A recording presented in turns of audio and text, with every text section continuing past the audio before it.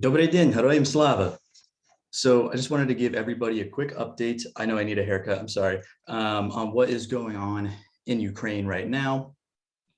So basically, what we've got is, of course, Kiev has been liberated, although it still gets hit with missiles pretty often.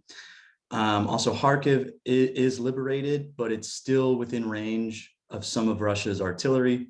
So you can still donate to the volunteers that I'm helping there. There's plenty of instructions on my Instagram about how to do that. So, but let's get into the topic for this week. So what is going on in the Donbass, right? So the Donbass is this eastern region. So outlined in red here, this is what Russia annexed in 2014.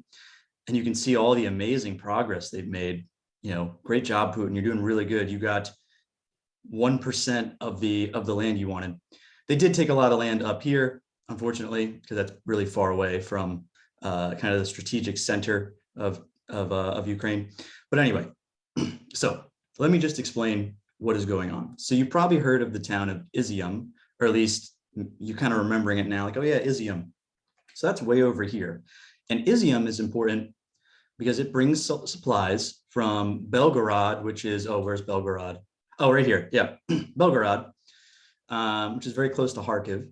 So Belgorod is kind of this place where there's lots of munitions and lots of supplies and expired rations. And the Russians, they send that through here, through this kind of controlled territory to Izium. And Izium is supposed to be getting all these supplies to push from here and kind of meet somewhere over here, or maybe closer to Zaporizhia. But they've had a lot of trouble advancing troops there, and there's artillery, Ukrainian artillery over here, which hurts that supply route. Now, where the Russians are having less trouble is by a city called Severodonetsk, okay, and Lysychansk. So a few weeks ago, they were like over here, right, by this red line, and they've advanced northwest toward Bakhmut and Seversk. They're also coming down from the north, so maybe taking some of the battalions that were over in Izium, and they're sending them over here. There's a lot of Ukrainian soldiers in this area, okay, and they want to cut them off from supply, encircle this whole area, and just sort of pound the Ukrainian troops into oblivion, right?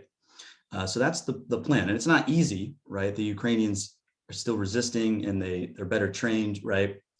But here's what's different about this scenario than kind of the narrative we were hearing for the first 2.5 months of the war.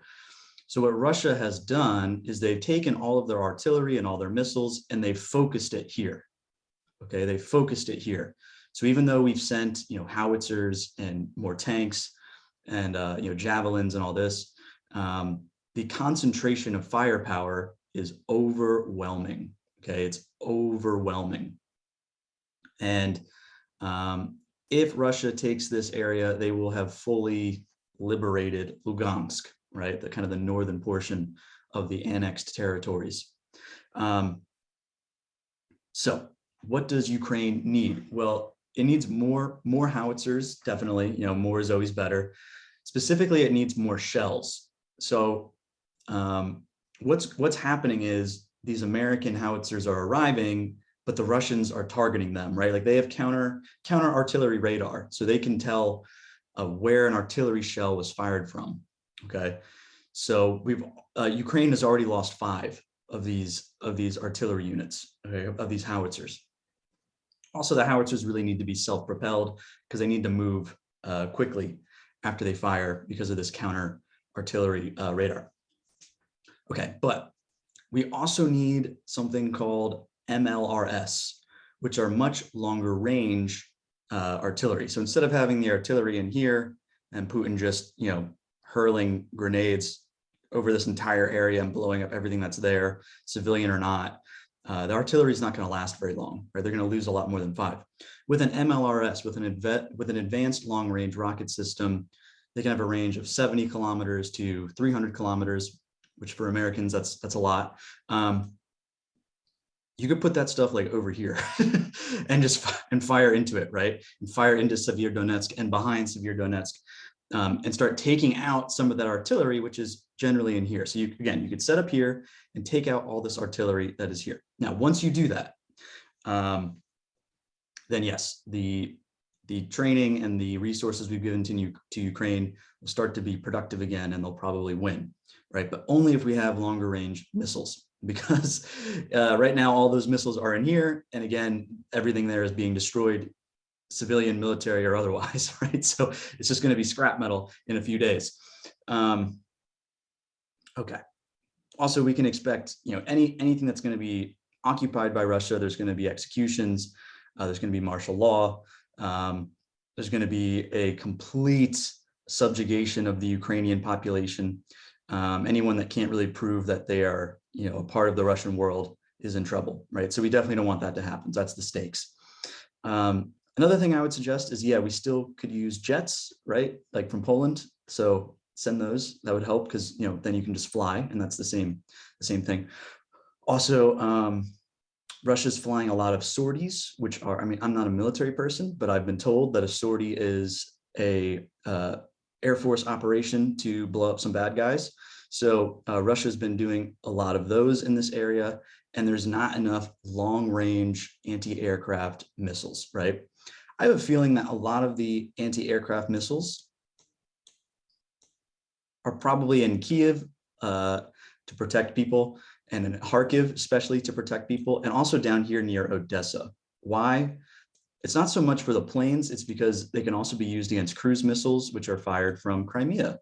Lots and lots of cruise missiles into civilian targets, right? So to protect people, they have to spread out their air defense.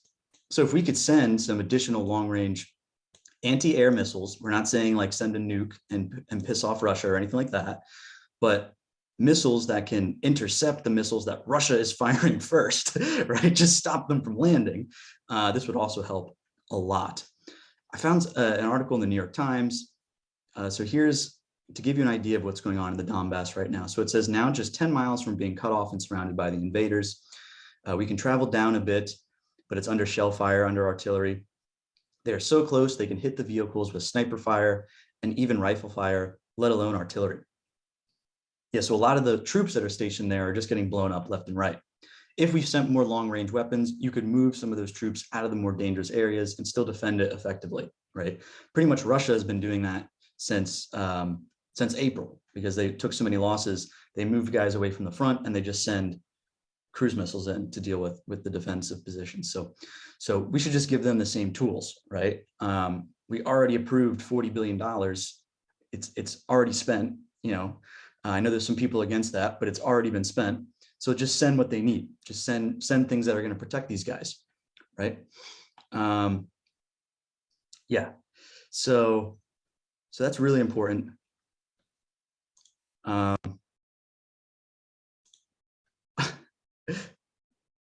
Okay, I forgot how to say this already, but I wanted to say trimaitis, and Slava Ukraine.